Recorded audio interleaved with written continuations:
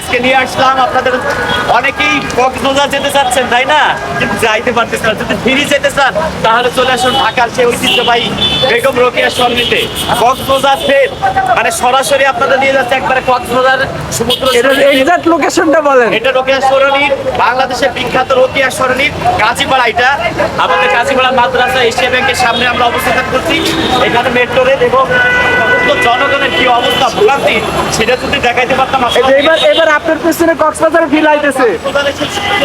পানি আপনারা দেখাই দিচ্ছি, আপনারা সরাসরি ঢাকা চলে আসেন, কক্সবাজার যেতে হবে না।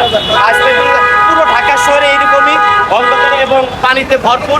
সব জায়গা থেকে কিন্তু পানি, এমন পানি যে আমি বলতে পারতেছি না। আমার নামাজ পড়ার জন্য যে ময়লা হয়ে যাবে মনে হচ্ছে।